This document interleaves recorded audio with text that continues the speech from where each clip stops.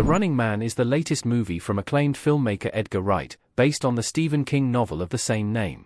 The story centers around a falsely convicted police officer who must fight for his life when killers are sent after him as part of a twisted reality show. The Running Man seems like a very loyal adaptation that will stick closely to the spirit of King's novel. Although King is well known as one of America's most popular fiction writers, the sheer number of movies coming out this year based on his works is still surprising. For King, adaptations are releasing in 2025, The Running Man, The Life of Chuck, The Long Walk, and It, Welcome to Derry. But despite this large quantity, Wright's dystopian action flick remains the most exciting. 6. The Running Man is one of King's best novels. The quality of King's original novel is strong. Any adaptation would struggle to make a good movie from a bad novel. Thankfully, this isn't going to be the case with Wright's take on The Running Man, as King's original novel is one of the writer's best ever books. Not only does it play with some very important dystopian themes, but the story itself is filled with unpredictable twists and complex characters. Ben Richards is one of King's most interesting characters, and the fact that The Running Man follows his journey so closely and in such intimate detail is a real strength that immediately sucks audiences into the narrative. It's such a dense role that Glenn Powell will surely make the most of, assuming Wright doesn't change too much of the backstory in his script. The Running Man isn't always considered among King's best novels, but it deserves to be. It's a clear departure from the author's typical horror-inspired storytelling, but this is one of its biggest strengths. The reader is never quite sure what to expect, and this is something that works really well when translated on screen. 5. The Running Man is a star-making vehicle for Glenn Powell. The lead actor is one of Hollywood's most reliable talents. Powell has become one of the most popular actors of his generation over the past few years, with leading roles in Anyone But You and Hitman cementing him as a reliable comedic talent. However, the actor hasn't yet reached his full potential when it comes to rich, dramatic roles, but The Running Man should finally give him that opportunity. Most of Powell's best movies take advantage of the actor's innate charm and charisma, which has led many audiences to consider him a worthy successor to 90s heartthrobs like Tom Cruise and Brad Pitt.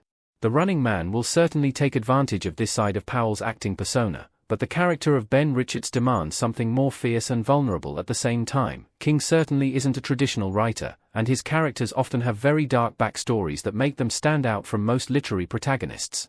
Richards is no different, and the director will certainly bring this character to life in a way that demands a lot from Powell.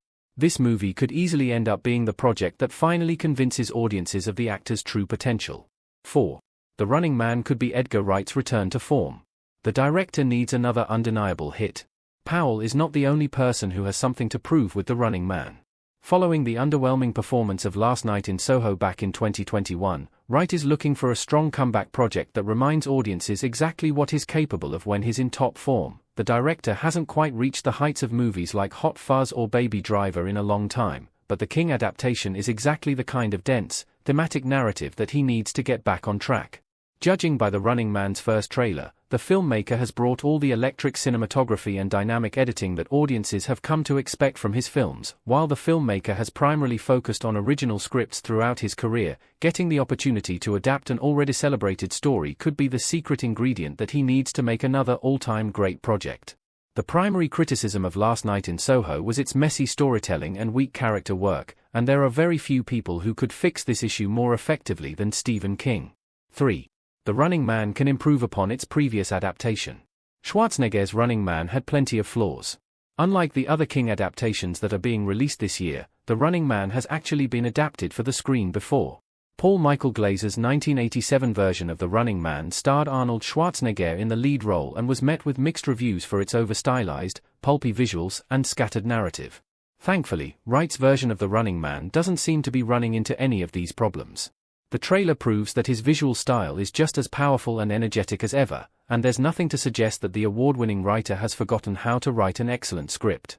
It seems very likely that the new iteration will easily surpass Glazer's original. While The Life of Chuck and The Long Walk are equally exciting because of their captivating stories and noteworthy talent behind the camera, these King adaptations don't necessarily have the same pressure of exceeding a previous adaptation. This makes The Running Man the most important of them all, as it needs to prove that another adaptation was necessary in the first place. 2. The Running Man is a story that speaks to the real world. There's plenty of dense social commentary to work with. Ben Richards, Glenn Powell, with his hand on his chest, as if making a promise in The Running Man, 2025. Image via Paramount Pictures. King has always been praised for the real-world relevance of his stories, and The Running Man is no different. While such a strange, dystopian story may not seem topical on the surface, there are a lot of important subtexts about consumerism and entertainment in the original novel that remain incredibly relevant today. This powerful social commentary is one of the best aspects of Glazer's 1987 adaptation of the film, as the director used this story as a catalyst to discuss society's increasing dependence on technology and digital media. There have been countless developments, and further problems, in this field since the late 80s, so Wright can update this story in fresh and important ways. The Running Man isn't a typical Stephen King horror. The book sees Stephen King tap into a different genre. Dan Killian, Josh Brolin, pointing with his finger in The Running Man, 2025. Image via Paramount Pictures. King is rightfully understood by most as a horror writer above all else. Books like The Shining, Salem's Lot, and Carrie often rank among his most popular, and they all fall comfortably within the horror genre. However, King has also written plenty of non-horror books. These are typically less well-known than his horror works, but that's exactly what makes them exciting. Stories like The Running Man are not as firmly embedded in pop culture as It or Misery, and that means audiences are less likely to know the details of the story before going into the movie. Even those who have read The Running Man should prepare for some changes to the plot, as Wright may take some creative liberties to separate his movie from the previous one.